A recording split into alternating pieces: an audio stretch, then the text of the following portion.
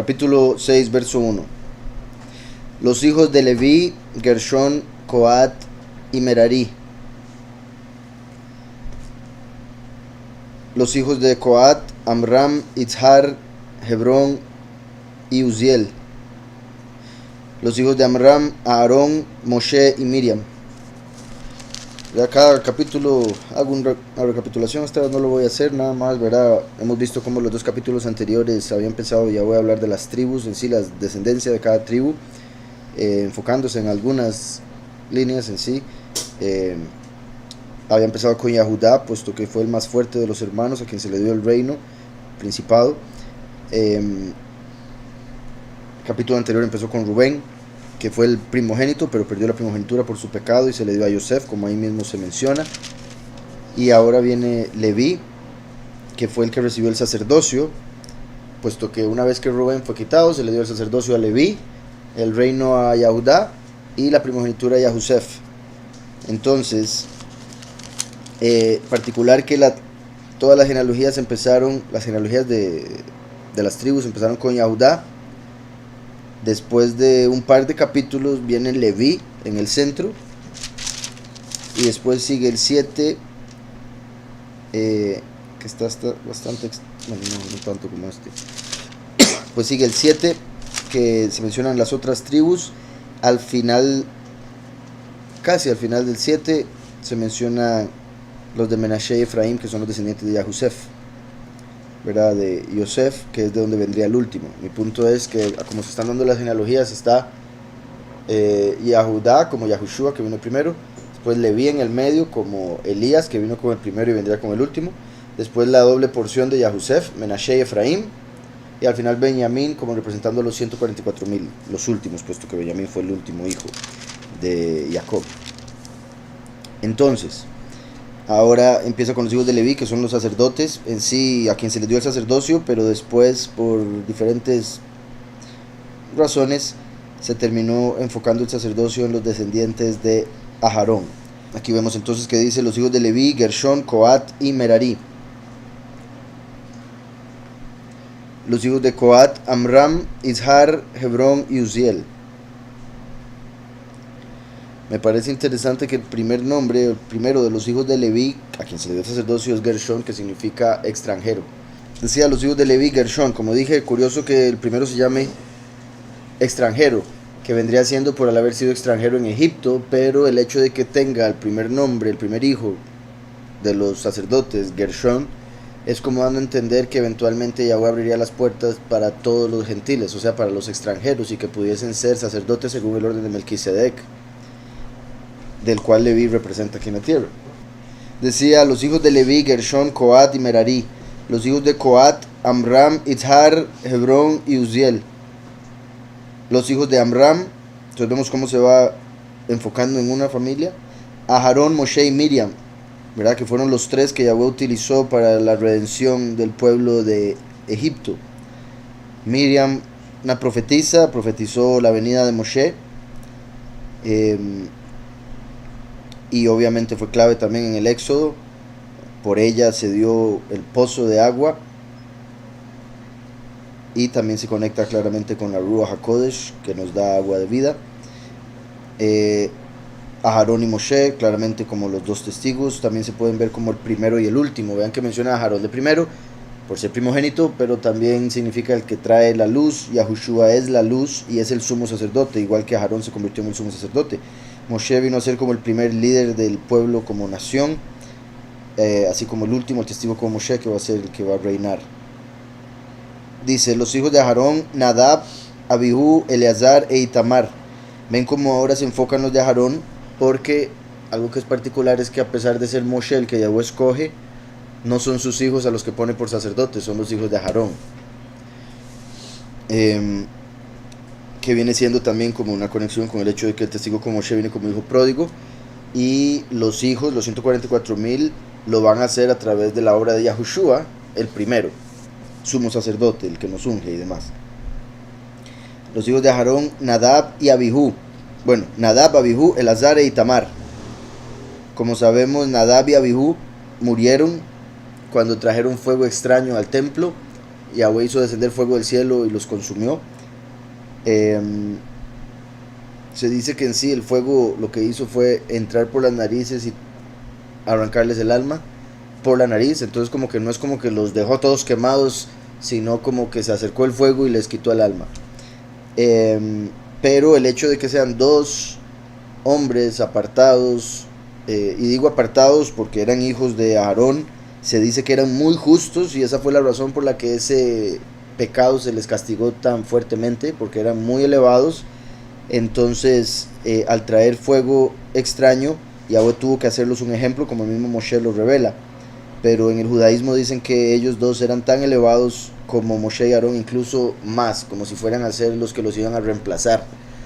Claramente Nadab y Abihu representan a los dos testigos que van a matar con fuego de los cielos el falso profeta, o sea, fuego extraño, porque va a ser el que adora a Dios, que va a traer fuego del cielo, fuego extraño, para matar a los dos testigos, como Nadab y Abihu. También es interesante, una confirmación de eso es que en Levítico 16, donde se habla de la fiesta de Yom Kippur, cuando moría el macho cabrío y el becerro y el carnero, macho cabrío como Yahushua, becerro como el testigo como Moshe y el carnero como Eliyahu. Yahushua ya fue inmolado, entonces nos quedan estos dos como Nadab y Abihu. En Levítico 16, cuando Yahweh empieza a contar lo de la fiesta de Yom Kippur, el verso primero dice: después de la muerte de Nadab y Abihu, los hijos de Aarón, dando a entender que en Yom Kippur van a morir dos hombres igual que como Nadab y Abihu. ¿Está claro? Entonces, se representan a testigos como Moshe y Eliyahu, Nadab y Abihu. Eleazar e Itamar, los otros dos hijos. Eleazar engendró a Pinjas. Recuerden que les he dicho que el nombre Eleazar representa a Eliyahu, en lo que respecta, por ejemplo, Eleazar, el siervo de Abraham. Aquí vemos que este Eleazar tiene a Pinjas, o Fines, que en el judaísmo se dice que fue la primera encarnación de Eliyahu, de Elías. Eleazar engendró a Pinjas, Pinjas engendró a Abishua, Abishua engendró a Buki, Buki engendró a Uzi, Uzi engendró a Serayahu, Serayahu engendró a Merayot, Merayot engendró a Amariahu, Amariahu engendró a Ahitob, Ahitob engendró a Sadoc, Sadoc engendró a Ahimás, Ahimás engendró a Azariahu, Azariahu engendró a Yohanan, y Yohanan engendró a Azariahu, el que tuvo el sacerdocio en la casa de Shlomo, en la casa que Shlomo edificó en Jerusalén. Entonces aquí vemos a Azariahu, este fue el que llegó a ser el sacerdote en la casa o en el templo que edificó Shlomo. Azariahu engendró a Amariahu, Amariahu engendró a Ahitob, Ahitob engendró a Sadoc, Sadoc engendró a Shalum, Shalum engendró a Hilkiah, Hilkiah engendró a Azariah, Azariah engendró a Serayah, Serayah engendró a Yahusadak, y Yahusadak fue llevado cautivo cuando Yahweh deportó a Yahudá y a Jerusalén por mano de Nabucodonosor. Los hijos de Leví, Gershón, Coat y Merari, estos son los nombres de los hijos de Gershón: Libni y Shimei. Los hijos de Coat, Amram, Izhar, Hebrón y Uziel. Los hijos de Merari, Mahli y Mushi, o Musi. Estas son las familias de Leví según sus descendencias: Gershón, Libni, Yahat, Sima, Yoá, Ido, Sera y Yatrai. Los descendientes de Coat, Aminadab, Koraj, Asir, Elcana, Abiasaf, Asir, Tahat, Uriel, Uziyahu y Shaul. Los hijos de Elcana, Amasai y Ahimot. Los descendientes de Ahimot, Elcana, Sofai, Nahat, Eliab, Yeroham y Elcana. Los hijos de Shemuel, el primogénito, Basni y Abiyahu. Los descendientes de Merari, Mahli, Libni, Shimei, Usa, Shimei, Hagia y Asayahu. Vemos que hay un montón de nombres que se repiten, en algunos casos porque, ¿verdad?, por darle honor a algún otro, o por el significado del nombre le ponían esos nombres repetidos, pero en algunos se están repitiendo los nombres de las mismas personas, como dice, verso 31, estos son los que David puso a cargo del servicio del canto en la casa de Yahweh después de que el arca tuvo reposo. Repito, estos son los que David puso a cargo del servicio del canto, ¿verdad? Muy importante. De hecho, curiosamente ya terminé esa parte, del libro de cuando cantan la canción de Moshe y del Cordero sobre el firmamento, y la importancia de ese canto, así como los cantos que hacían en el templo. Algo que vemos en Apocalipsis es que hay una conexión muy importante, después la verá más clara, en Apocalipsis 11, 14 y 15. En el 11 los dos testigos resucitan, ascienden al cielo, suena la séptima trompeta y se deja ver el arca en el templo, dice. El último es el arca, entonces una vez que el último entra al cielo, se deja ver el arca en el templo como si el templo fuera el cielo. Y eso se refiere a que el templo se abre y el arca está en el lugar purísimo y se puede ver, puesto que fueron quitados los dos velos a través del primero y el último, con la muerte de ambos. En el 14 aparece que los 144.000 están sobre el monte Sión cantando una canción y tienen el nombre del Padre y del Hijo en sus frentes. Como he dicho, si eso fuese completamente literal o al menos terrenal, o sea, si estuviese hablando del monte Sión terrenal, pues sería muy obvio, y yo creo que todo el mundo se daría cuenta ya que ya llegó el fin y que ya fueron escogidos 144.000 y que esos son los que van a reinar, y todos los demás dirían, ya hay que arrepentirse. Entonces el hecho de que la escritura nos sigue diciendo después, no se arrepienten, parecería indicar que esos 144.000 son reunidos, pero no en el monte Sión terrenal, sino en el monte Sión celestial, porque la escritura habla de una Jerusalén terrenal y una celestial. Entonces hay una celestial, también hay un monte Sión celestial. ¿Me explico? Y en el 15 vemos que están sobre el firmamento cantando la canción de Moshe del Cordero, cuando en el 14 se nos dijo que estaban reunidos en el monte Sión cantando. Entonces como que el monte Sión es una representación del firmamento, o encima del firmamento hay un monte Sión, una de dos, celestial, y ahí serían reunidos los escogidos, puesto que van a estar cantando en el 15, como en Éxodo 15, cuando el pueblo pasó el mar de juncos y cantaron la canción, y Moshe dijo: cantaré a Yahweh en futuro, porque volvería a aparecer para cantar la canción de Moshe cuando pasaran el mar de vidrio. Así como está el mar de juncos, Yahuanán dice, estaban sobre un mar de vidrio, refiriéndose al firmamento, porque ya habrían cruzado de esta realidad a la otra, los escogidos, y estarían cantando esa canción. Entonces es particular que después de que dice que están cantando la canción, se le dan 7 copas a los 7 ángeles que salen del templo con las 7 plagas postreras. Y en ese momento, cuando salen del templo, se llena el templo de una nube y nadie puede entrar hasta que se cumplan las plagas. Igual que en la inauguración del templo, cuando estaban cantando los Kohanim, que había establecido David años atrás, y una nube entró en el templo y no pudieron entrar por la nube que estaba en el templo, y celebraron la fiesta de Sukkot, que dura 7 días, como representando las 7 plagas postreras, a partir de la fiesta de Sukkot, cuando son cosechados al final de la misma, en Shemini Atzeret. Entonces, dice, estos son los que David puso a cargo del servicio del canto en la casa de Yahweh después de que el arca tuvo reposo, ¿verdad? Como una vez que el último, como el arca, entre al milenio, que es el reposo, y esté en Mashiach, que es el templo, entonces van a cantar los escogidos como los que escogió David. El último es la rama de David, el primero es la raíz. Raíz y rama, como uno solo, escogen a los 144.000 para que canten la canción de Moshe del Cordero. Entonces,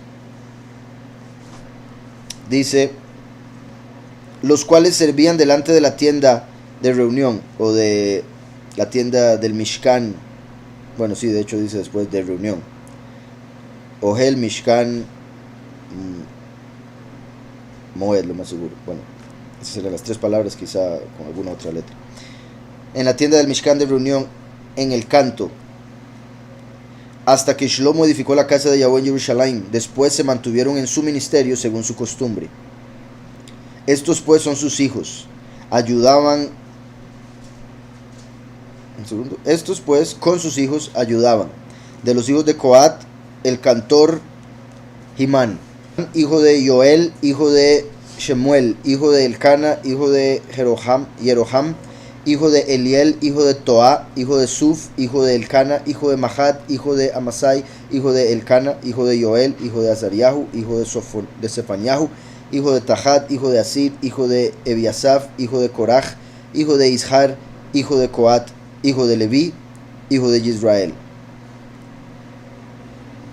Aquí hay un comentario, vamos a ver si dice algo, es solo un verso,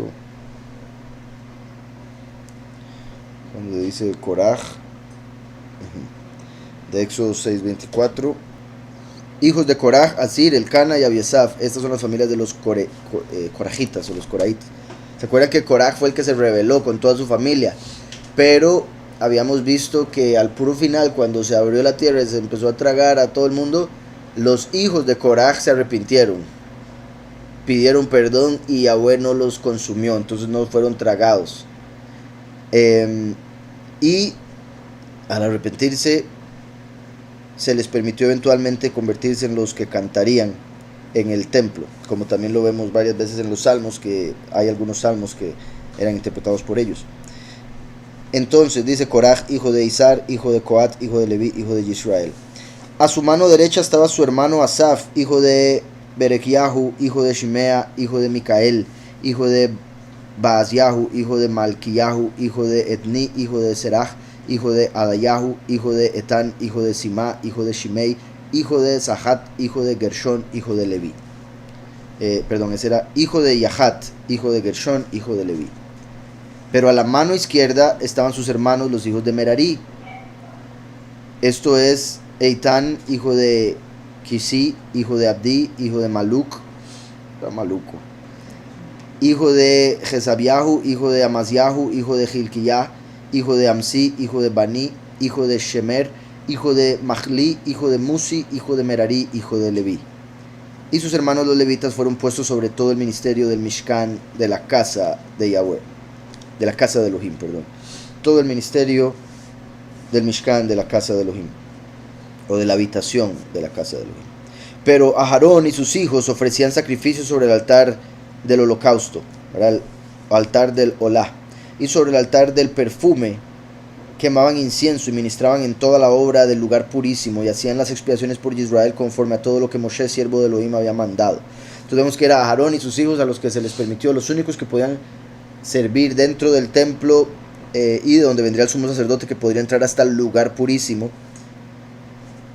Y por ende eran los que hacían los sacrificios en el altar de bronce que estaba en el patio y en el altar de incienso que estaba a la pura entrada del lugar purísimo, como dos sacrificios para olor grato que debían hacerse para poder pasar cada velo, como el primero y el último.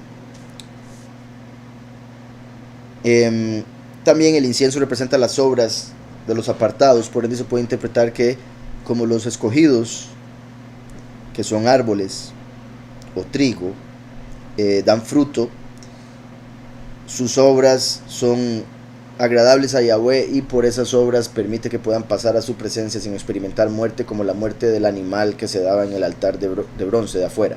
De todas maneras había que traer sangre hasta adentro para expiación del pueblo, y era la sangre del becerro y la sangre del macho cabrío de Yom Kippur mezcladas en una olla para que fuera como una misma sangre, o sea, el último y el primero, Hechos 1, traen la expiación en el final de la historia.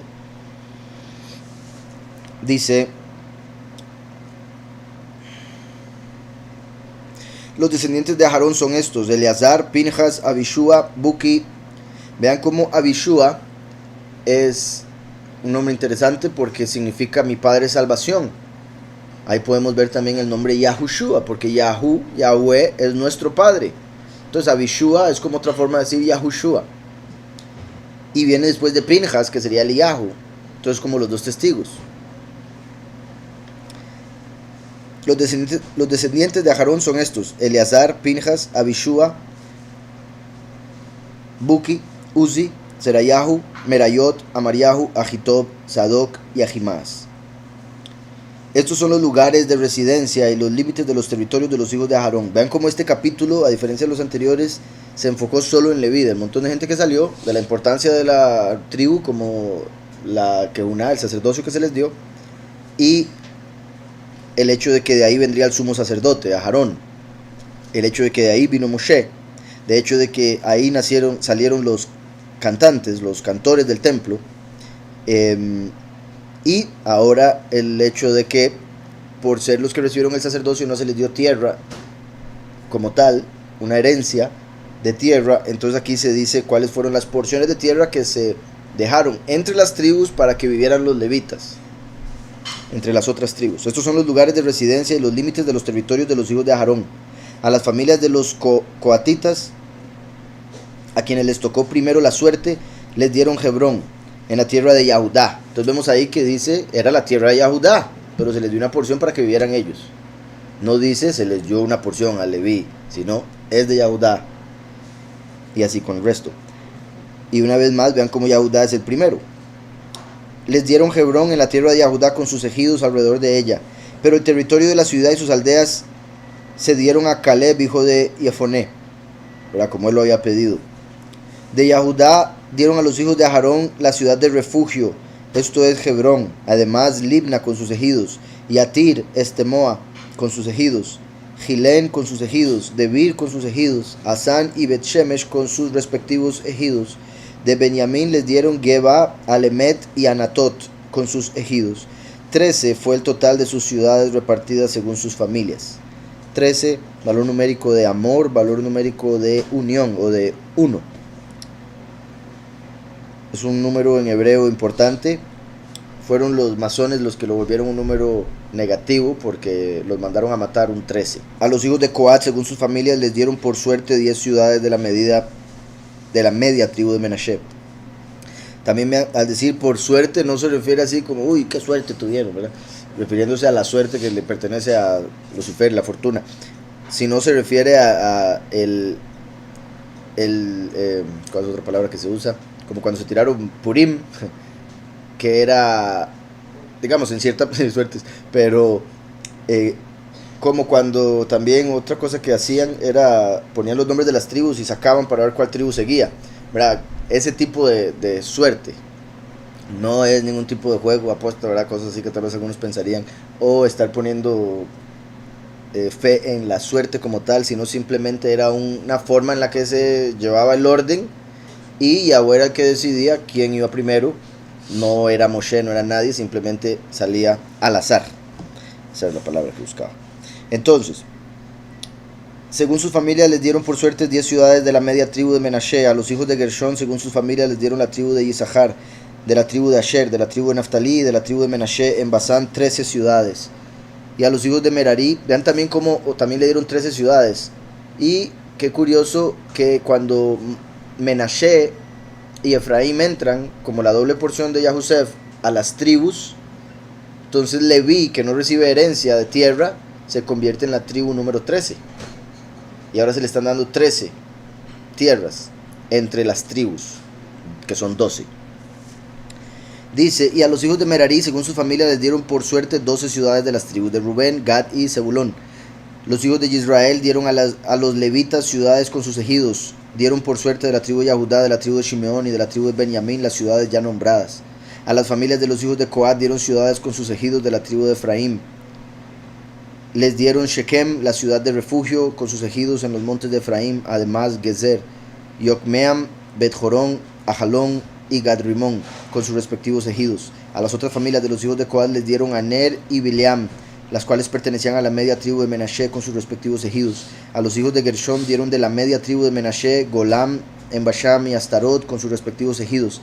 De la tribu de Isahar, Kedesh, Daberat, Ramot y Anem con sus respectivos ejidos. De la tribu de Asher, Masal, Abdón, Hukok y Rehob con sus respectivos ejidos. De la tribu de Naftalí, Kedesh y Galil o Galilea, Jamón y Kiriataim con sus respectivos ejidos. Ahí no sé si vivían los que eran kosher, ¿verdad? En Jamón, ¿cómo hacían? Al resto de los hijos de Merari dieron de la tribu de Zebulón, Rimón y Tabor con sus ejidos.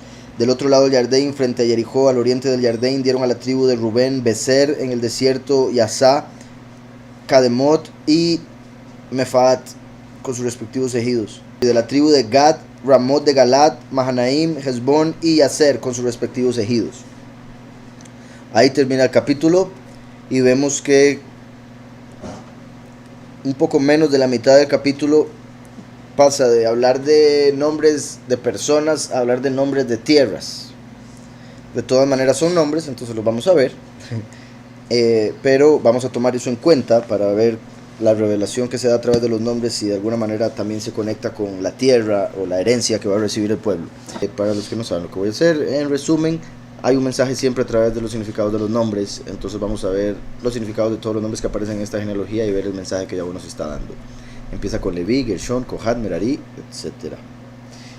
Entonces sería, Leví significa adhesión, ser adherido, también se traduce como corona o adorno.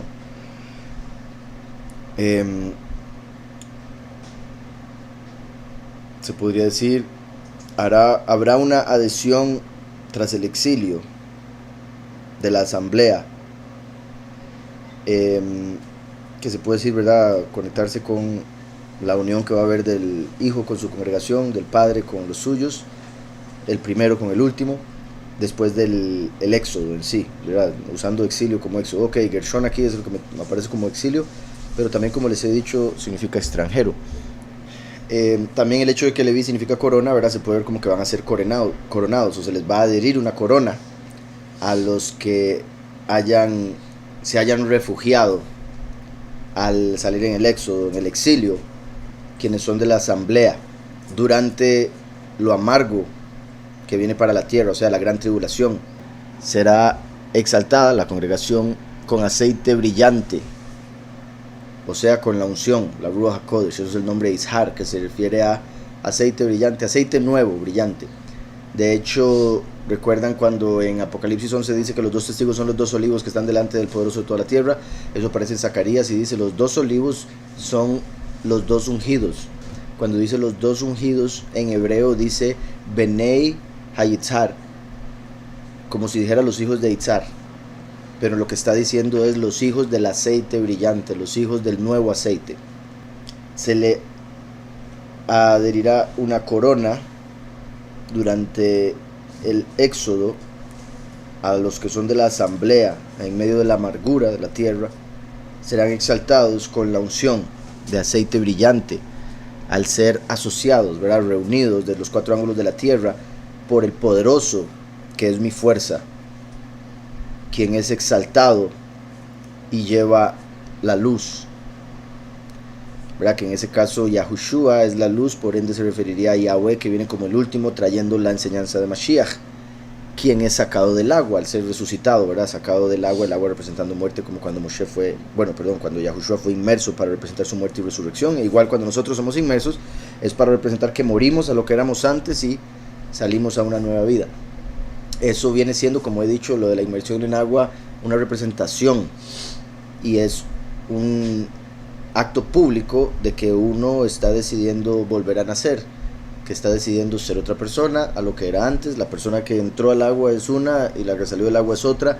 Entonces es una decisión, y lo digo también porque puedo entender, ¿verdad?, lo que algunos a veces cuando son inmersos pueden, ¿verdad?, uno es normal, como en todo, pero es parte de la experiencia, que uno espere, ¿verdad?, entrar al agua y salir con un poder, pero como dije, es algo, un acto profético, y lo principal es ser inmerso en su espíritu, y entre más nos impregnemos de su espíritu, nos llenemos de su espíritu, más vamos a dar fruto, y más se va a mostrar ese poder y esos dones y demás. Pero alguien puede ser inmerso en el agua, que sale y sigue actuando igual, de nada sirvió el agua, como también la escritura lo dice, no con esas mismas palabras, pero si una persona sale del agua y sigue siendo la misma persona por sus propias decisiones, quiere decir que esa inmersión no sirvió de nada, ¿verdad? Entonces obviamente es algo que uno tiene que hacer. Entonces, lo decía por lo que mencionaba aquí, de que sacado del agua como resucitado, el último que trae la luz.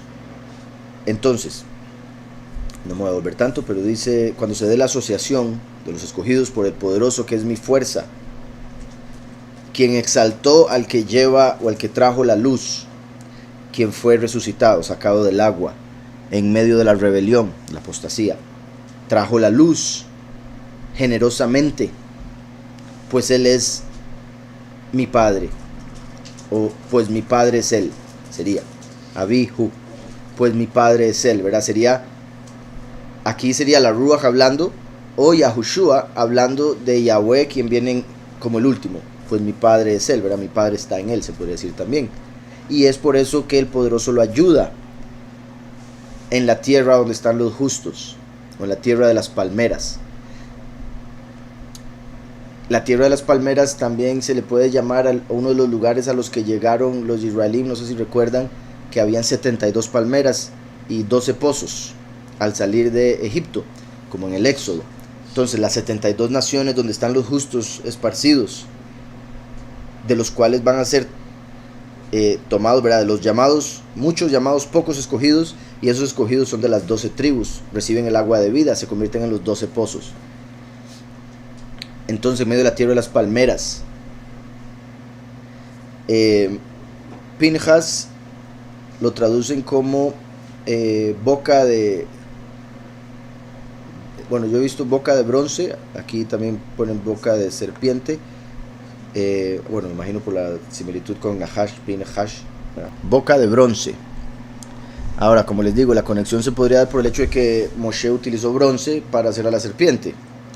Y Pinhas se escribe P, Yud, que es pi o mi boca, o boca. P es boca, pero con la Yud ya sería como mi boca. Y después viene Nun, Het, Samech. Si cambiamos la Samech por Shin, tenemos Nahash. Por eso quizá el que hayan puesto boca de serpiente. Pero es con Samech, la última letra. Y curiosamente en medio de está la letra Nun y la letra Het, que significa Noach, ¿verdad? Como los días de Noach, cuando se manifestarían los dos testigos. Entonces, boca de bronce, vamos a ver cómo lo decía, en medio de la tierra de las palmeras con boca de bronce. Recuerdan que el bronce es, bueno, se conecta con el imperio griego, así como el último nacería en la apostasía, que viene de lo griego. Y por otro lado, el bronce, recuerdan, se conecta con el fuego, porque el bronce, para poder hacer el bronce hay que mezclar dos metales, entonces se hacen fuego. Por eso cuando Yahweh le dijo a Moshe, hazte una serpiente de fuego, Moshe entendió una serpiente de bronce. Y por eso hizo Nahash, una serpiente, usando Nehoshet, bronce. Casi tiene la misma palabra, Nehoshet, una letra extra. Entonces, aquí se puede ver como el último que viene, incluso los dos testigos, y lo digo por Pinhas, que también representa el Eliyahu, vienen echando fuego de sus bocas, o sea, con bocas de bronce. Después de haber salido de la apostasía con una boca gentil, en el sentido, bueno, con una boca como griega, hablando con palabras de la apostasía, después Yahweh los transforma y vuelve eso en fuego, para que hablen fuego, y como dice la escritura, que destruyan a sus enemigos con un fuego que sale de sus bocas. Entonces es clave que dice aquí, en medio de la tierra de las palmeras con boca de fuego.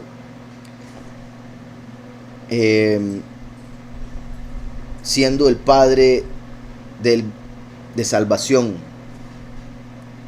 del bienestar y la plenitud.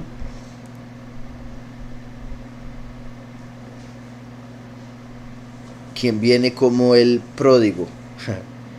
Vean eso, recuerdan que el último viene como hijo pródigo. Es el Buki. El pródigo, por si algo. Entonces, como el hijo pródigo, el último, pero será fortalecido, o le daré mi fuerza, Uzi, a aquel a quien Yahweh ha resucitado. Recuerden que, como dije, es como si Yahushua estuviese hablando, y está escrito, todo lo puedo en el Mesías que me fortalece. Sería como Yahushua diciendo, le voy a dar mi fuerza, lo voy a fortalecer. Entonces, dice, de hecho, vean qué curioso, porque el nombre Buki, además de traducirlo como pródigo, lo traducen como debilitante. Y la conexión ahí sería que el hijo pródigo por su pecado es debilitado, pero Yahweh lo va a fortalecer con el nombre que sigue. Entonces, por el error es debilitado, pero Yahweh le fortalece. A aquel a quien Yahweh resucita en medio de los rebeldes, de quien Yahweh habló. O en medio de los rebeldes, aquel de quien Yahweh habló es mi hermano, que es bueno. Vean que una vez más Yahushua diciendo, mi hermano es el bueno. Recuerdan cuando Yahushua mismo estuvo en la tierra, le dijeron bueno, él dijo, ¿por qué me llaman bueno? Solo hay uno y está en el cielo, como diciendo mi hermano que está en el cielo.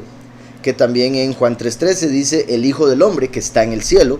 Por ende, cuando Yahushua dice la venida del hijo del hombre, en tercera persona se está refiriendo a la venida del último, quien vendría como el bueno, ya que Yahushua es la vida.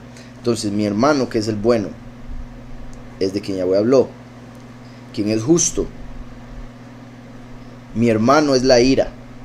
Ají Maas, Ají, mi hermano es la ira, ¿verdad? Yahushua es la misericordia, pero el último viene a traer la ira. Vean qué perfecto, porque salió la palabra pródigo, el que él lo va a fortalecer, la boca de bronce o serpiente, que negativo y positivo ambos se conectan con el último, el hecho de que es bueno, que viene a traer justicia, que es la ira, todo se conecta. Mi hermano es la ira, a quien Yahweh ayuda, a quien Yahweh concedió shalom, a quien Yahweh concedió paz. Ahí es el nombre Shlomo, el verso 10. A quien Yahweh concedió shalom a través de la instrucción de shalom, a través de la enseñanza de la escritura, las buenas nuevas. Aquel a quien Yahweh ayuda es de quien Yahweh habló o a quien Yahweh prometió. Mi hermano, que es bueno y es justo, quien trae la paz y la recompensa como la porción de Yahweh para quienes Yahweh ayuda, pues Yahweh ha prevalecido como el príncipe de Yahweh, o sea, viniendo como el último, convirtiéndose en el rey de reyes después de ser el gran príncipe. La justicia de Yahweh, Yahusadak, de hecho eso confirma, se podría decir Yahusadak, porque recuerden que el nombre que Yahweh le promete al último, así como le puso el título Emanuel a Yahushua, al último lo llama Yahweh Sidkeinu, Yahweh justicia nuestra. Yahusadak significa Yahweh es justicia, misma cuestión. Entonces, aquel a quien Yahweh ayuda es el príncipe y soldado de Yahweh, la justicia de Yahweh, quien trae la alabanza de Yahweh a través de la instrucción de paz, de shalom, como su profeta, quien protege la corona. Eso es Nabucodonosor. Nabú es de Nebo, que era para algunos un falso Elohim. O sea, Nebo protege la corona, eso es lo que representaba el nombre de Nabucodonosor, como diciendo es el dios Nebo el que protege el reino. Pero en el sentido positivo, tomando la palabra Nebo como el hecho de que a Moshe se le enterró en el monte Nebo. Nebo se puede ver como que viene de Naví, que significa profeta, por ende Nebo, su profeta. Y de tal forma se podría ver como su profeta protege la corona. O sea, Yahweh envía al profeta como Moshe para proteger la doctrina que nos hace reyes, que obviamente es Yahushua como soberano. Después dice: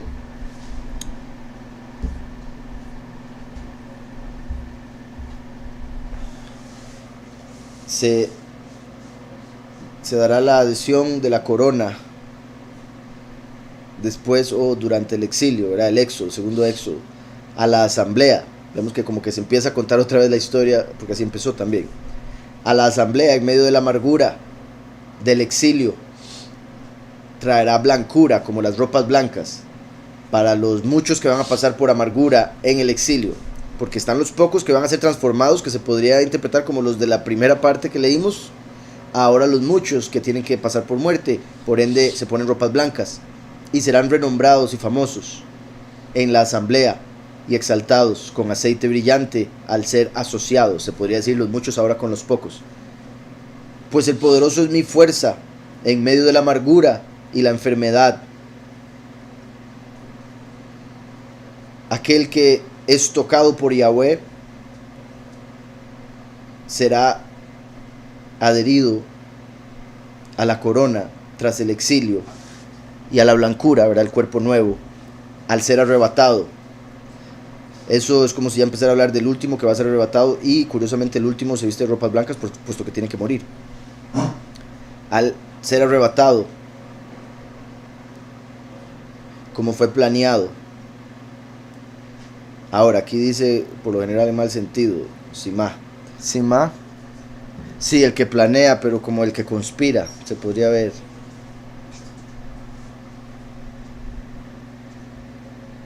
También, algo interesante del nombre es que está compuesto por la letra Zain, que es una espada, como la espada que sale de la boca, y la mem y la hey, como el ma, como si fuera la espada del ma. Recuerden que mi, que significa quién, hace alusión a Yahushua el primero, y ma, que significa qué o cuál, hace alusión al último, que viene con la espada que sale de su boca. Entonces, por la forma que está escrito, se podría utilizar de la misma manera como lo estaba diciendo. De todas maneras, voy a tratar de ver cómo se podría poner ahí conspiración. Aquel que es tocado por Yahweh o sensible a Yahweh, se le dará corona tras el exilio y blancura, o sea, perdón de pecados, al ser arrebatado, o pues él le arrebatará. Se podría decir, él le arrebatará tras lo que habrán planeado, o tras la conspiración que habrán hecho en contra de él, y Yahweh lo va a salvar y se lo va a llevar. O se podría decir, si lo vemos positivo, Yahweh lo arrebata como él lo planeó, ¿verdad?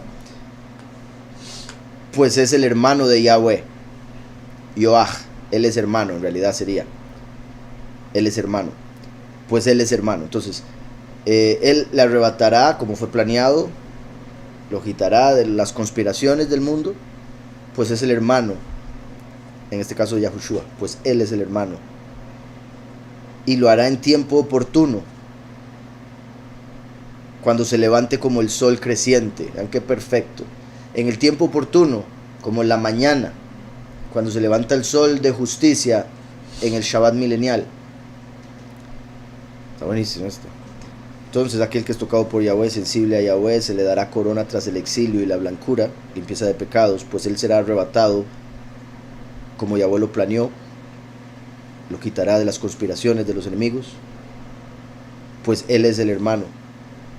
En tiempo oportuno se levantará como el sol creciente, a quien Yahweh guía, o a través de quien Yahweh guía a la asamblea, que es el que viene después, a través de quien Yahweh guía a la asamblea, que son los parientes del príncipe, o sea, los hijos o hermanos, como se quiera ver, del primero y el último, parientes del príncipe que es calvo. Esta vez sí es calvo, porque recuerdan que la vez pasada era Franco. A pesar de que hice toda la explicación, pero recuerden la explicación, más que todo la conexión que hay de la calvicie. Bueno, hay varias. Por un lado, recuerden que a Sansón le cortan el pelo antes de todo lo que viene a suceder al final. Paulus, después de un voto, se rasura, y Yosef, después de salir de la cárcel, le cortan, lo rasuran también. Pero lo que me parece principal es Elishua, el sucesor de Eliyahu. Eliyahu y Elishua como primero y último, puesto que del primero y el último, o Eliyahu, Elishua, tenemos Yahushua, como las dos manifestaciones de Yahweh en la tierra. Entonces Elishua sería el segundo, y a Elishua lo llamaron calvo, de hecho lo llamaron Koraj, y él se volvió y los maldijo, y salieron dos osas que se comieron o destruyeron a 42 jóvenes, 42 hombres, representando como las dos bestias salen y gobiernan por 42 meses, cuando se manifiesta el último como Elishua. Entonces el que aparezca aquí, esto, repito, se relaciona con Elishua, y algunas otras cosas de lo que representa la calvicie, porque también recuerden que Pablo dice que para el hombre es deshonroso tener el pelo largo, porque que el pelo largo fue dado a las mujeres como un velo, y por eso el hombre naturalmente, o no todos, ¿verdad?, pero en general es común que el hombre se quede calvo cuando llega a ser mayor, y eso tiene que ver con llegar a alcanzar lo más alto de la sabiduría, como para, por decirlo así, pegar con el techo, y ahí ya no tiene cobertura, y por eso se queda, ¿verdad? Y tras de eso es que se queda calvo aquí en la parte de arriba, afuera, que es lo más bonito, ¿verdad? Pero no, aquí eso representa ser cabeza, estar lo más alto, estar por encima. También es como, ¿verdad? Por eso el hombre se le da la barba, a la mujer no. El hombre entonces se queda calvo arriba, pero le sale pelo abajo, todo al revés. Y eso es porque el hombre, al ser cabeza, viste su parte de abajo, su cuerpo. La mujer, al ser el cuerpo, se cubre desde arriba con cabello. ¿Sí me explico? Entonces la parte de arriba del hombre como cabeza vacía, pelo en la cara como el cuerpo cubierto. La mujer sin barba, pero desde arriba cabello, como el hecho de que es un cuerpo, representa el cuerpo. Bueno, por un lado, ¿verdad? Recuerden que el último viene por la congregación, entonces tiene una conexión con el cuerpo. De hecho, ¿se acuerdan que lo he conectado al último con el cuello en sí? Por eso la voz que viene de aquí y como el puente que conecta cabeza y cuerpo. Em, la palabra para barba viene siendo básicamente la misma que anciano. Entonces, como el primero vino como hijo, el último como padre, las barbas de Aarón, recuerdan que se llenaron de aceite y representaba la unción, también se conectan con eso de venir como ungido para cumplir la misión. Entonces, continúo aquí, decía, por donde iba la asamblea, que son parientes del príncipe calvo, quien será prisionero, pero Yahweh lo ha obtenido, ¿verdad? Lo ha comprado a través de la sangre del cordero, y mi padre lo ha reunido, o a quien Yahweh ha obtenido como padre de la asamblea, y mi padre lo reunirá tras ser prisionero y deprimirse o ser humillado con el poderoso que es mi luz. Vean qué perfecto también, bueno, triste lo de la humillación y prisionero, que es lo que va a pasar a los dos testigos 10 días antes de morir, pero particular que menciona que será reunido y después dice con el poderoso que es mi luz, como si fuera la unión del primero y el último tras su muerte y resurrección, la del último. Pues mi fuerza es Yahweh, mi fuerza es Yahweh, que está en el deseado de las naciones, ¿recuerdan? A quien Yahweh ha obtenido para darle mi carga, ¿verdad? Como Yahushua que dijo, pasa de mí esta copa, y la copa era parte de la carga, el tener que morir por. Entonces, como Yahweh pasándole la carga al último. También el último que es el deseado de las naciones, mientras que la escritura habla de que Yahushua es a quien buscamos, porque buscamos el perdón de pecados, pero el último es a quien desea las naciones, porque, o por un lado las naciones, porque es el que les va a gobernar, el que les va a dar paz, por eso también, y porque es el que trae la recompensa. Entonces obviamente la gente desea esa recompensa, o desea la bondad de Yahweh, y Él es el bueno. Entonces, mi fuerza es Yahweh, que está en el deseado, a quien Yahweh ha obtenido para darle mi carga, o a través de quien Yahweh ha obtenido mi carga, ¿verdad? Porque se manifiesta como el último y recibe la carga. Mi hermano morirá, pero Yahweh lo ha obtenido como un panal de miel para llevarlo al descanso. Esto me parece interesante, porque recuerdan Sansón, que arrancó se comió el panal de miel, con todo el panal de que sacó del león, como sacar al último de Satán. Recuerdan que al último también se le llama un tizón sacado del fuego. Por ser hijo pródigo se iba a ir al fuego, pero Yahweh lo salva a través de Yahushua y lo saca. Entonces se vuelve como el panal de miel que saca del león, que anda rugiendo viendo a ver a quién devorar. Y es la miel, porque recuerdan, la leche y la miel que brotaría de la tierra prometida representan la palabra y el juicio, el primero y el último. Leche y miel, Yahushua y el testigo como Moshe, que trae el juicio. Por eso las palabras de Yahweh son dulces como la miel, pero después por el juicio amargas en el vientre. Entonces, además de que las abejas también representan ataques. Bueno, la palabra de Yahweh que no vuelve vacía, pero las abejas pueden atacar, ¿verdad? Y dar su vida por la reina, en este caso la Ruach. Entonces, a quien Yahweh ha obtenido, o a través de quien Yahweh ha obtenido mi carga, mi hermano morirá, pero Yahweh lo ha obtenido como un panal de miel para llevarlo al reposo. Mi poderoso es el Padre, que es compasivo.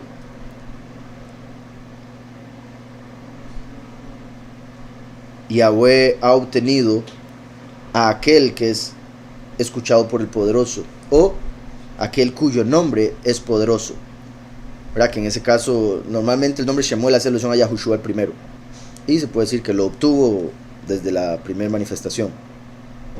Ahora todos nosotros también somos escuchados por Yahweh, bendito sea, a través del nombre poderoso de Yahushua. Entonces Yahweh ha obtenido a aquellos que son escuchados por el poderoso, quienes eran débiles. Recuerdan que la escritura habla a los 144,000 que aunque tienes poca fuerza, no has negado mi nombre, has guardado mi palabra. Aunque eras débil, mi Padre es Yahweh. En medio de la amargura y la enfermedad, quien trae blancura, pureza, limpieza de pecados, y es renombrado, quien recibirá fortaleza y fama. durante la fiesta de Yahweh, la cual Yahweh hizo o creó. El amado traerá paz y la instrucción de paz, o traerá paz a través de su instrucción, la doctrina, a los de la asamblea que es fiel, los que siguen al Cordero por donde quiera que va, para quien Yahweh es poderoso, ¿verdad? Los que verdaderamente tienen a Yahweh como poderoso, esa es la congregación fiel, a la que le trae la instrucción de paz para que reciban el shalom del amado David. Dice, para quien Yahweh es el poderoso, quienes son escuchados por el poderoso, pues Yahweh los ha obtenido, los ha comprado, los ha redimido, ya que Él es compasivo, y aquel a quien el poderoso fortalece,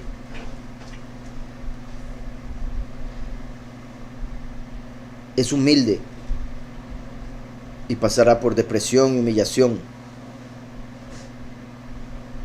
pero es el panal de miel que Yahweh ha obtenido.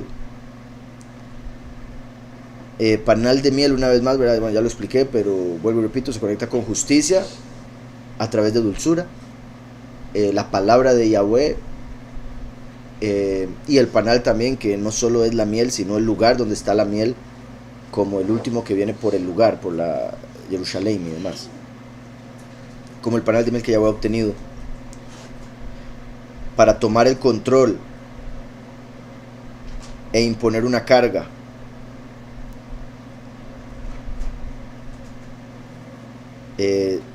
a quien Yahweh ha obtenido, una vez más, que podría ser como para poner la carga del fin, o imponer la carga que Yahweh ha obtenido. Él es el poderoso, a quien Yahweh ayuda, a quien Yahweh escondió, ¿verdad? Como ladrón en la noche, escondió de la escritura también. Bueno, no, porque ahí está, pero lo escondió de la gente, de los ojos, porque mucha gente ha leído la escritura un montón de veces, como un velo, exacto, y nunca han visto al último, a pesar de que lo hemos visto por todo lado, bendito Yahweh. Entonces, a quien Yahweh escondió, pasará por depresión, humillación durante la estación, ¿verdad? El ministerio, o en sí lo que le tiene que pasar al final. Al ser prisionero, mi padre lo reunirá. Bueno, al ser prisionero, pero mi padre lo reunirá al calvo y lo unirá, le unirá por lo de reunión. Entonces, mi padre lo reunirá al calvo con el aceite brillante, con la unción de la asamblea. O mi padre reunirá al calvo que está ungido con la asamblea, a quien dará corona para que gobierne como el poderoso. Tras reunirlos, cosecharlos, a aquellos a quien Yahweh bendijo, y les dará fama, ¿verdad? Serán conocidos por el mundo entero como los reyes, pues ¿quién es como él? Bendito Yahweh. Y le dará fama a Micael, ¿verdad? Entonces Micael se va a convertir en el rey de los 144,000, pero los 144,000 recibirán la fama misma, puesto que nadie es como Yahweh, y por ende los 144,000 son su cuerpo. Pues ¿quién como el poderoso? Le dará fama a Micael, que está al servicio de Yahweh, como el rey elegido por Yahweh. Vean qué perfecto cómo lo acomoda todo el Padre. Dará fama a Micael, que estará al servicio de Yahweh, como el rey elegido por Yahweh, quien dará el regalo a los pocos y el pago a los impíos, ¿verdad? Se podría decir. De hecho, aquí una de las ejemplos dice como un pago por prostitución, que en ese caso sería, ¿verdad?, como el castigo a la gran ramera por la prostitución de la apostasía, al levantarse como el sol creciente. Cuando se levanta como el sol de justicia, trae el castigo para la gran ramera, porque de hecho recuerden que la gran ramera cae después de la muerte y resurrección del testigo como Moshe, durante las plagas postreras. Aquel a quien Yahweh adornó es fuerte,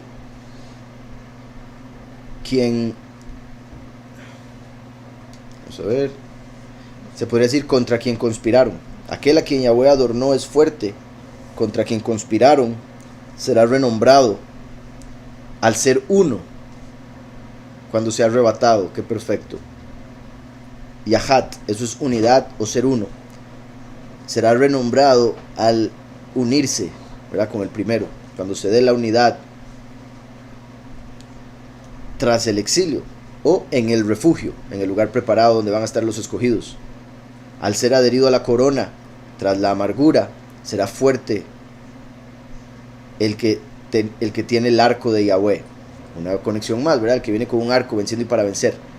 Será fuerte el que viene con el arco de Yahweh, como siervo de Yahweh, para ascender al trono y reinar. Aquel a quien Yahweh estima, a quien Yahweh fortaleció, que es la porción de Yahweh,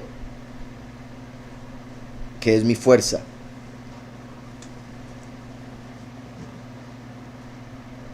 Quien ha construido, se podría decir, ¿verdad?, el templo, o a quien ha construido Yahweh al darle un cuerpo nuevo y unirlo con Mashiach. Será guardado, preservado, tras la enfermedad o el desgaste de la vida, del pecado, pues ha sido tocado por Yahweh. En medio de la amargura será adherido a la corona, ¿verdad? Se le dará corona en medio de la tribulación, la corona de Yahweh, el que causa la existencia, pues porta la luz, que es Mashiach, Yahushua, y gobierna como el poderoso al ser sacado del agua, o sea, resucitado por Yahweh, quien causa la existencia. Quien porta la luz es aquel a quien Yahweh ayuda, quien tiene boca de fuego y es el padre del bienestar y la plenitud, o cuyo padre es la salvación. Aquel que vendría como el hijo pródigo, pero sería resistente, o bueno, vendría como hijo pródigo con mi fuerza, y sería quien Yahweh hizo resucitar.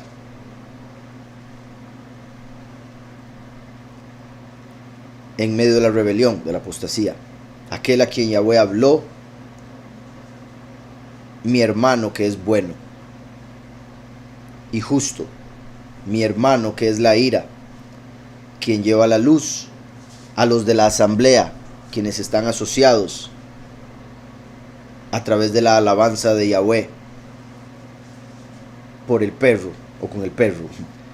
Esto me parece interesante, que son asociados a través de la alabanza de Yahweh por el perro, porque recuerdan que el último viene como buen pastor y los pastores normalmente tienen un perro, así como ahí fue Yahushua y Caleb. Yahushua y el perro fueron a espiar la tierra prometida y dijeron nosotros podemos, y fueron los únicos que tuvieron esa fe y representan a los dos testigos. Por eso fueron de espías a Jericó y los aceptó Rahab como la congregación que los recibe a los dos testigos, Yahushua como la segunda venida y Caleb como Eliyahu, como el buen pastor, y el perro pastor que lo ayuda a asociar o reunir a las ovejas. Han visto, ¿verdad?, cómo trabajan esos perros.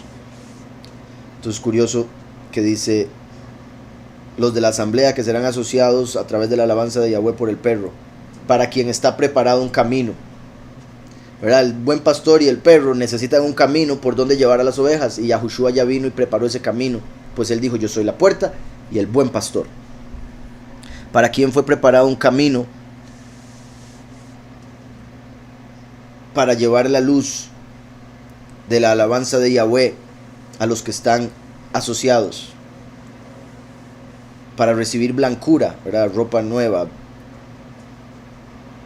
en las alturas, para recibir blancura que abunde, pureza que abunde en las alturas. Pues me haré oír con fortaleza, o me haré oír desde la fortaleza, el lugar apartado, el cual humeará. Vean lo que estaba mencionando ahora. De hecho, Ashan se puede ver, sí, como humo. Lo que estaba mencionando ahora de cuando los escogidos van a estar cantando la canción del Cordero de Moshe, se va a llenar de humo el templo, cuando los ángeles tienen que salir con las plagas postreras.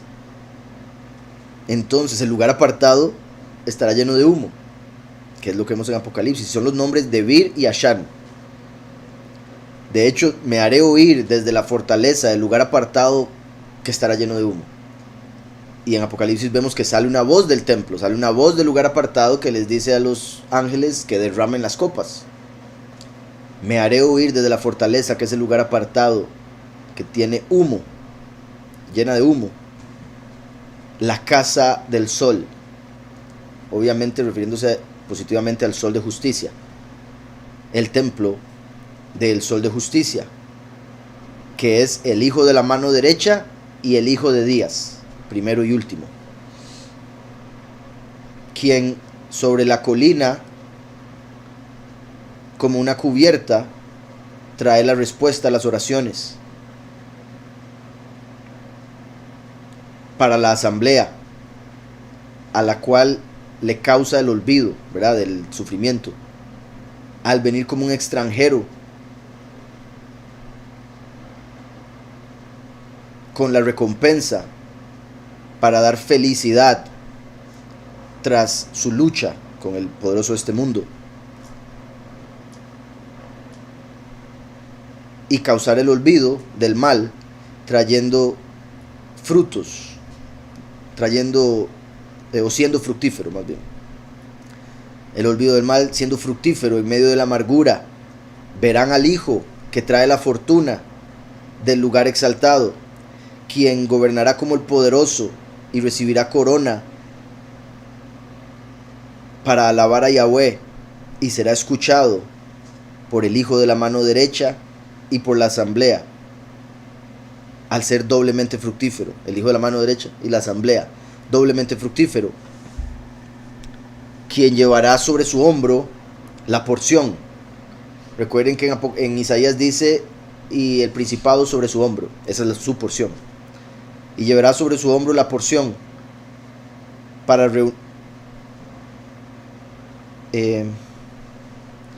reunir a la gente que serán resucitados, los muchos, ¿verdad?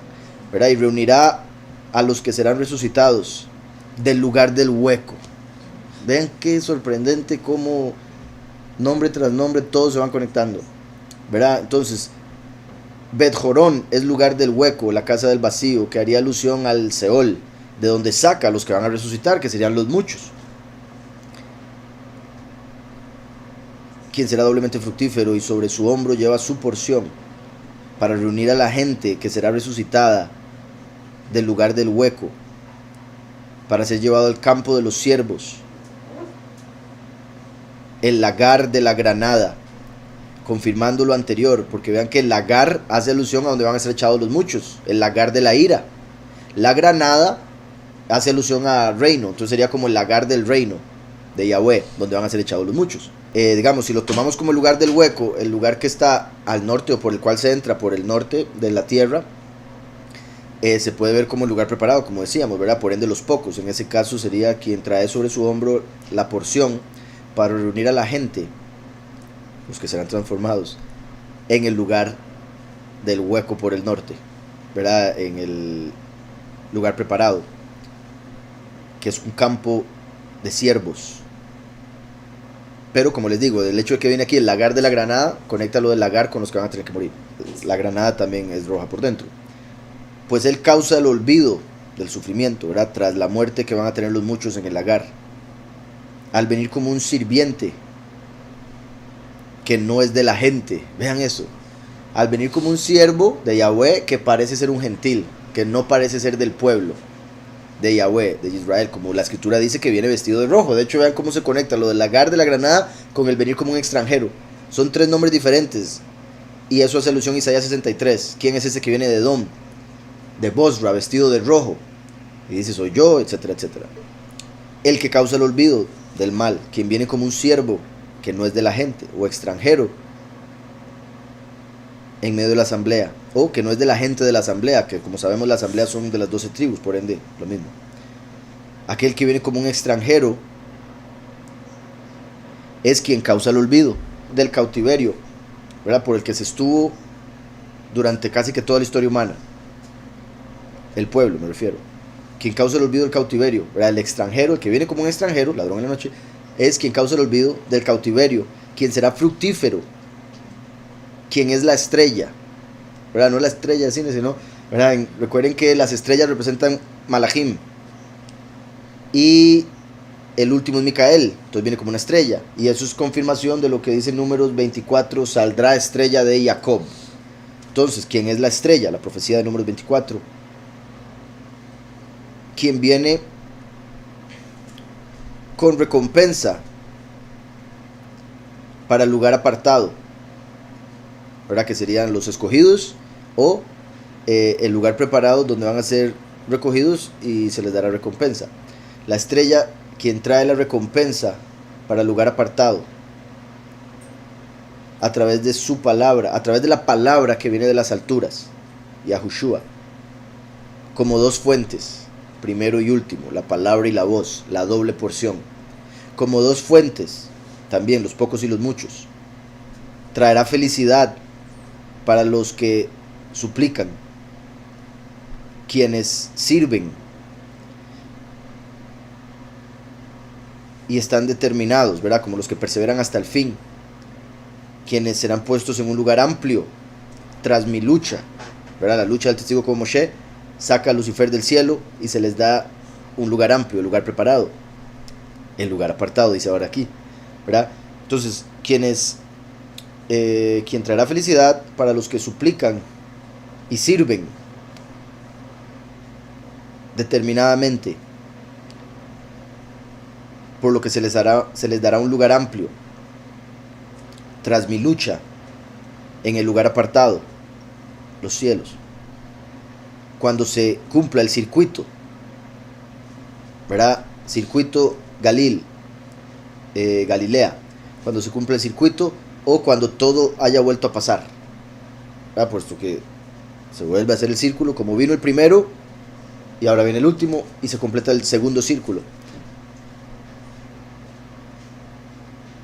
En el lugar apartado, cuando se haya vuelto a cumplir el círculo, el circuito, como el del sol de justicia, estarán ante el manantial en dos ciudades. Vamos a ver. Bueno, esto ya estamos por cerrar, quedan 3 versos, gente. Vean aquí donde dice manantial, 2 ciudades. Eso me parece que necesita un poco de interpretación. Y porque sabemos, bueno, se puede decir 2 ciudades, la Jerusalén terrenal y la Jerusalén celestial, se puede decir, pero también vemos algo que en Apocalipsis 22, al puro final, cuando ya pasa todo y está la nueva Jerusalén en la tierra, dice después, capítulo 22 de Apocalipsis, me mostró un río limpio de agua de vida, resplandeciente como cristal, que fluía del trono de Elohim y del Cordero.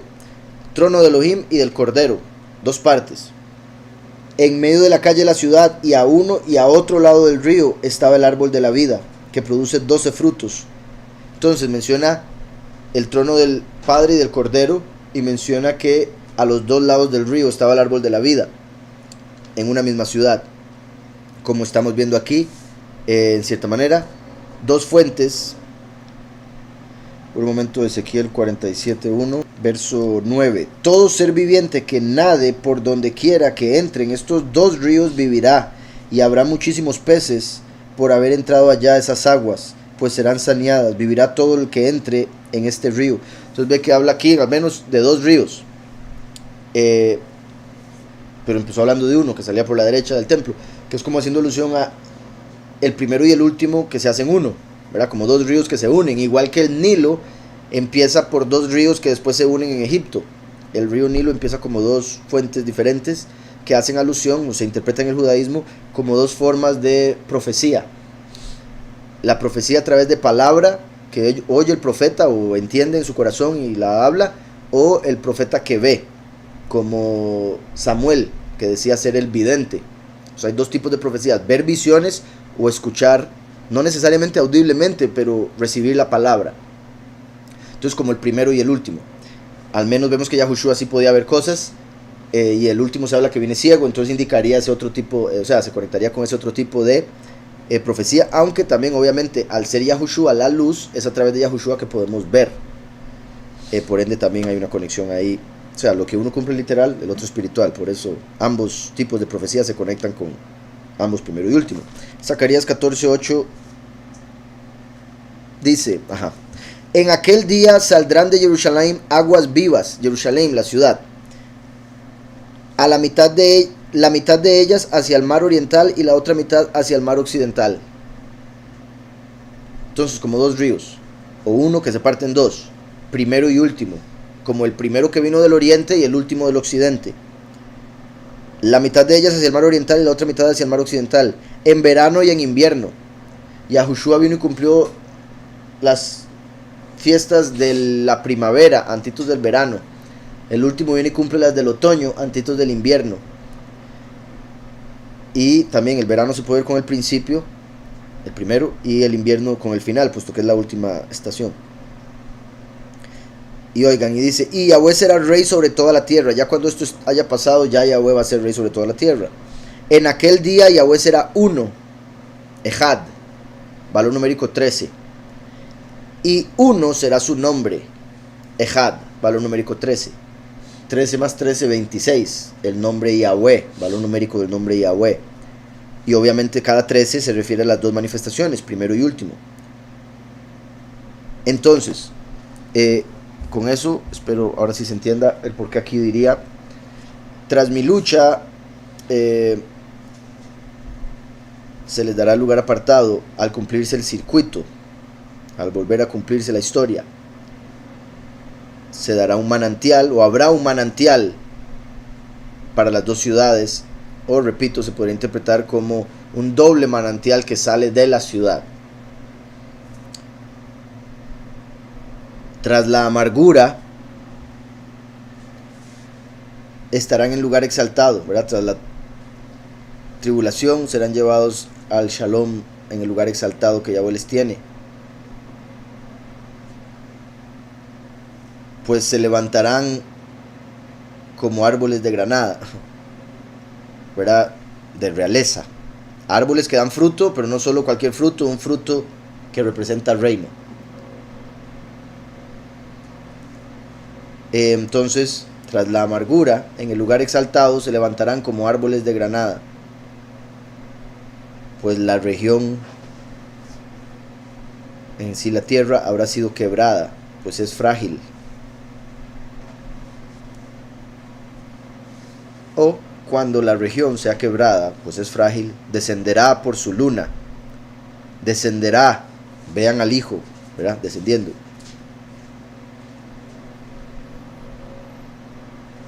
Desde la fortaleza remota, puesto que como vemos en Daniel 2, es como la piedra que se desprende de la montaña y baja a la tierra. Entonces, descenderá por su luna, la congregación, descenderá, vean al Hijo, que viene de la fortaleza remota, que es un lugar inaccesible para el mundo, porque también esa es la traducción de Bezer, y vendrá al piso a trillar, vendrá a la tierra a trillar el lagar de la ira. También será pisoteado, que es otra traducción que le dan, en el sentido de que lo van a humillar, lo van a matar. Pero eso será el principio del esplendor y de la fortuna de las alturas para la región rocosa, la tierra, donde están los dos campos, pocos y muchos, que serán rodeados por una fortaleza, pues Yahweh les ayuda. Una vez más, verá, sorprendente la revelación, cómo se conecta cronológicamente perfectamente con todo lo que vemos en Apocalipsis, el libro de Daniel y demás, toda la escritura en sí. Cómo suele mencionar a los pocos, a los muchos, al primero, al último y demás. Y de hecho, vean que, ¿se acuerdan que les dije que qué curioso que la primera mitad tenía que ver con personas y la segunda mitad con tierra que le estaban dando los levitas? Por un lado, recuerden que Moshe también era llamado Leví, era descendiente de Leví y era llamado Leví. Entonces, curioso que esta es la descendencia de Leví, como Moshe o como los sacerdotes, y el último viene con el sacerdocio de Melquisedec por los Kohanim, siendo el testigo como Moshe, como Leví, a quien también se le menciona en Malaquías, cuando dice que viene a limpiar a los hijos de Leví. Y vemos aquí que hacia el final de la revelación empezó a hablar bastante del lugar apartado, del lugar exaltado. Me refiero de lugares donde iban a estar y será ensanchado su lugar, o sea, refiriéndose al lugar donde van a estar, y también región rocosa, refiriéndose a esta tierra, el lugar, la región quebrada, lugar exaltado, lugar inaccesible, fortaleza remota, el lagar, los dos campos, las dos ciudades, etcétera. Mi punto es, vean cómo se empieza a enfocar en la segunda mitad en el lugar donde van a estar los escogidos cuando este lugar, la tierra, va a estar siendo destruida. Salmo 119. Cuán dulces son a mi paladar tus palabras, más que la miel a mi boca. De tus mandamientos he adquirido inteligencia, por tanto he aborrecido todo camino de mentira. Buenísimo. ¿Verdad? A mí me gusta mucho esto, por ejemplo, bueno, todo, pero dice, cuán dulces son a mi paladar tus palabras, ¿verdad? No solo el leerlas, sino hablarlas. Más que la miel a mi boca, son todavía más dulces, así como la sabiduría es más valiosa que el oro. De tus mandamientos he adquirido inteligencia, eso me gusta mucho. Recuerden que la inteligencia, como he mencionado en otras ocasiones, dice la escritura que es alejarse del mal. Eso es ser inteligente, el que ve el mal y se aparta, ve el mal venir y se aparta. Aquí lo vemos un poco diferente, dice, de tus mandamientos he adquirido inteligencia. Digo un poco diferente la forma que se está explicando la inteligencia. Esto indica que nosotros, con solo seguir sus mandamientos, nos hacemos más inteligentes. Cada cumplimiento, más de uno hay que necesita cumplirlos, pero más de uno, iba a decir otra vez. Cada mandamiento, cuando uno lo cumple, le da entendimiento de por qué había que cumplirlo, por qué fue la mejor decisión, por qué era la obra que había que hacer. Entonces, cuando uno cumple los mandamientos, lo van haciendo a uno más y más inteligente cada día. Y cumplir los mandamientos es hacer el bien. Entonces, cumplir los mandamientos es alejarse del mal. Por eso cumplir los mandamientos lo hace más inteligente. ¿Sí me explico? Porque al cumplir los mandamientos se está alejando del mal. Por lo tanto, aborrezco todo camino de mentira, ¿verdad? Por eso aborrecemos la falsedad de las doctrinas dadas por el enemigo, las falsas doctrinas. Así es, Eli. Así, Paco, pero no es lo normal, ¿verdad? Dice aquí, hay mujeres que tienen barba. Sí, pero no es es algo, ya es una mutación ahí rara de cositas. Y también otros que son transexuales, ¿verdad? Que ya hoy en día ya se ve todo.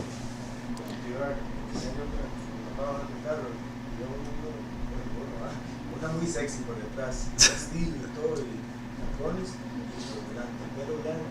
Y la barba, sí, es sorprendente. O sea, es que es abominable. Por detrás parecía de frente. ¿Sí? Se confirmaba. No había duda. Dice, ¿por qué habrá doctrinas que dicen que los dos testigos de revelaciones no son literal, sino que es simbólico? Porque hay doctrinas falsas, ¿verdad? O sea, esta sería la respuesta simple. También usted se lo podría preguntar a las personas que lo dicen, ¿verdad? Y no lo digo así como, no me lo pregunten a mí, sino que obviamente ellos son los que deberían dar respuesta al respecto. Ahora, como le digo, es porque hay doctrinas falsas, porque sacan versos de contexto, porque no pueden aceptar la verdad de la escritura, porque les hace falta fe, porque al no tener la ruaj no pueden interpretar lo que la escritura revela, los misterios de la misma, etcétera, etcétera. Entonces son muchas las razones, habrá que ver individualmente cada uno de los pastores que lo predican cuál sería su respuesta como para poder refutarla con la escritura. Y sí, no tiene sentido esa doctrina por muchas razones. Pero como le digo, habría las razones que le podría dar, tendría que dárselas de acuerdo al argumento que pongan ellos. Y lo digo porque usted me está dando aquí algo muy muy general, simbólico. Hay quienes dicen que son los dos, el antiguo pacto y el nuevo pacto. Hay quienes dicen que es el pueblo de Israel y los gentiles. Entonces hay interpretaciones que sacan, pero se las sacan de la manga porque no es de la escritura. O, repito, sacando versos de contexto.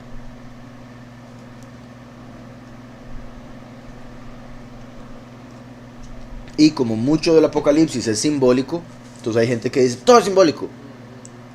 Pero si fuese todo simbólico, entonces Yahushua no resucitó. Y otro montón de cosas. O sea, hay que entender que de acuerdo al contexto uno debe discernir qué es la parte simbólica de lo que se está diciendo y cuál es la parte literal.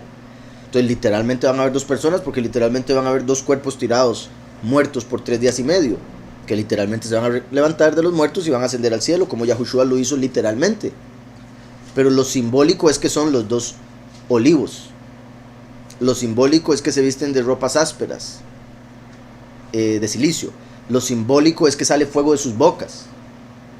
¿Sí me explico? Esas son las cosas simbólicas que se hablan de los testigos, porque no sale fuego literal, son palabras que queman la gente de hoy en día que son súper frágiles. Y las ropas, el aspecto que va a ser diferente a lo que la gente del mundo espera. El que son olivos, el hecho de que están ungidos.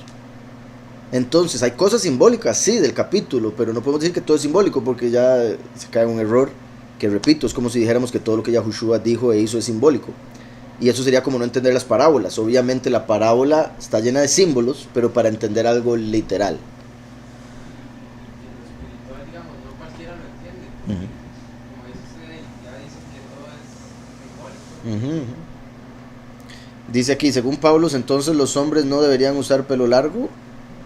Sí, según Pablos no es, o sea, es deshonroso que un hombre ande pelo largo.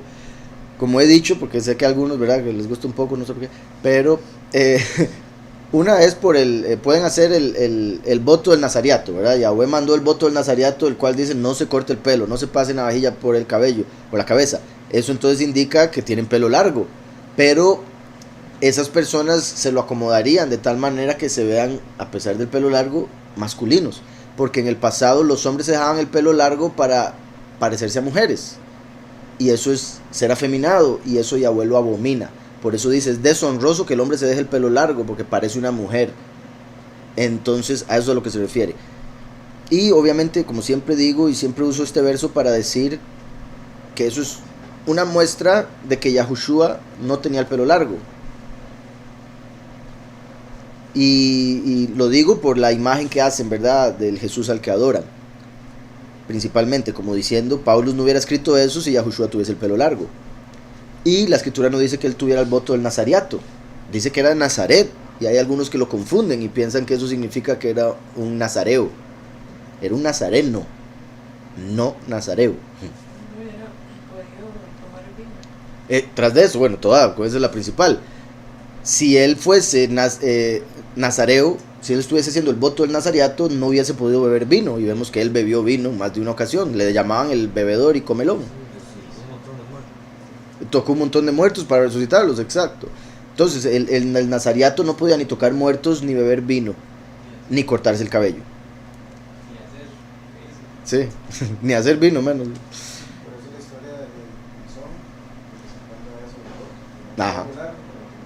Exacto. Entonces dice, o no debería tomarse esto tan literal. Si fuese así, los hombres no deberían cortarse la barba.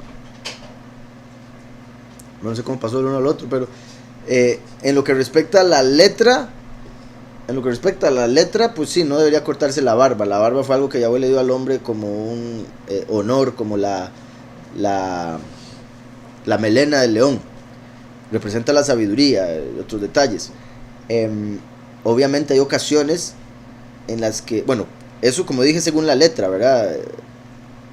Pero también tiene que ver con que lo que dice Levítico, que había una forma en la que se cortaban la barba en el pasado para dar honor a un falso Elohim. Por eso Yahweh prohibió cortarse la barba de esa manera. Pero hay ocasiones donde Yahweh manda a profetas a cortarse la barba, como Ezequiel, por ejemplo, que de hecho esa fue la razón por la que yo me corté la barba, por Ezequiel 5. Pero para volver a empezar, no para quedarme sin barba por siempre, ¿verdad? Ahora, tampoco es que estoy diciendo que si alguien no tiene barba, pecador, no. Simplemente se puede decir, es la imagen del hombre. La imagen del hombre maduro es con barba. Sin barba es un niño. Y por ende inmaduro. Eso es lo que da a entender. Y de hecho es por eso que el enemigo lo vendió tanto. Para adorar la juventud y menospreciar a los ancianos. También para vender más navajillas.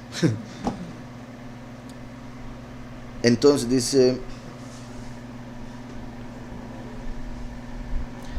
podría significar la copa a la muerte. Uh-huh.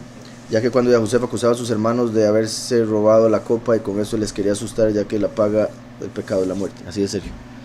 Dice aquí Michael, pero los demonios saben de su última manifestación, ¿o no? De hecho, bueno, se puede decir que saben en el sentido de que saben que al final de los 6.000 años tiene que manifestarse, pero no lo entienden, porque recuerden que, o sea, se puede decir, de hecho, ahora que lo pienso, es como si Yahweh reveló en la Torá la venida del primero y el último. Como les he dicho, en el antiguo pacto, la venida del último es clara, la venida del primero, misterio. En el nuevo pacto, la venida del primero es clara, la venida del último, misterio. Entonces, cuando vino el primero, esperaban a un león, pero vino como un cordero, entonces no lo reconocieron, lo rechazaron y lo mataron. Ahora el último viene como león, pero esperan un cordero, entonces lo van a rechazar y lo van a matar. Ahora bien, cuando vino Yahushua, los hombres no lo reconocieron, pero cuando se acercaba a un endemoniado, los demonios decían, uy, todopoderoso, ¿verdad? Bueno, el Mesías, hijo del todopoderoso, ¿qué haces aquí? Antes del tiempo, ¿verdad? ¿Se acuerda que le decían, ¿por qué viniste antes de tiempo? Porque ellos esperaban al último, y vino el primero, 2000 años antes. Entonces los demonios se sorprendieron, pero podían ver, al ver el alma de Mashiach, podían ver que era el todopoderoso en carne, en un envase. Entonces los demonios saben que tiene que venir, pero no entienden el cómo, y incluso el por qué, necesariamente. Porque la escritura fue dada a los hombres, y los mismos ángeles y demonios no la entienden, por más que se la sepan de memoria. Entonces dice, ¿pero los demonios saben de la última manifestación o no? Sí, como le digo, pero no necesariamente que la entiendan. Por lo que el endemoniado le dijo a Yahushua cuando le dijo, ¿qué tienes contra nosotros? ¿Has venido antes de tiempo para...? Exacto. Pero eso muestra que no... o sea, sabían del último, pero no entendían del primero. Igual que los hombres. Esperaban al último y les llegó el primero, entonces lo rechazaron, porque no cumplió las cosas que cumpliría el último.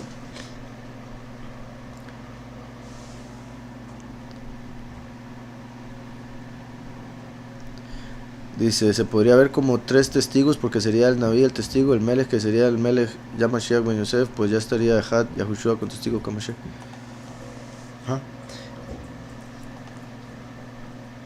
Es que no entiendo por qué dice el Naví, el testigo y el Melech, porque en realidad son el mismo. El Naví es el que se va a convertir en Melech.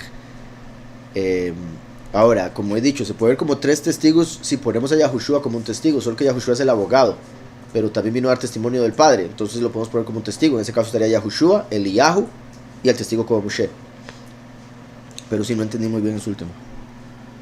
Y una vez que se hacen uno, el primero y el último, entonces ya solo quedan 2 testigos, porque sería Eliyahu y Mashiach, primero y último. De hecho, por eso la escritura dice 2 o 3 testigos, porque serían 3 y después 2. Siendo ya el Melech, por ende el testigo ya no sería el testigo, sino ya el rey. Y eso sería hasta que el testigo Moshe cumpla su misión. Bueno, esta segunda parte de la pregunta, sí le diría que sí a lo que está diciendo. Aunque, no, o sea, al convertirse en rey, se puede decir que sigue siendo testigo de la estima de Yahweh, del esplendor y la majestad de Yahweh. De hecho, siendo el representante de... Entonces, esa posición de testigo, considero, nunca se acaba, porque se va a seguir dando testimonio de Mashiach y de Yahweh eternamente. Sin embargo, si lo tomamos nada más como el juicio final y el testigo que dice él es el culpable, pues sí, en ese aspecto, una vez que pase el juicio final, ya no va a haber testigo, abogado necesario. Dice, incluso en los tiempos de jueces a ellos les puso por Elohim para juzgar al pueblo y crear un gobierno reinando bajo su Torah a través de los juicios. Así es. Y de ahí parte de la razón, ¿verdad? Lo que le explicaba el hermano Yohanan de que Yahweh puso a Moshe como Elohim y a Aarón como su sacerdote. Por eso Moshe lo mantuvo apartado del resto de las cosas, inclusive su genealogía, como si se hubiera mantenido solo, puesto que representa a Yahweh el apartado.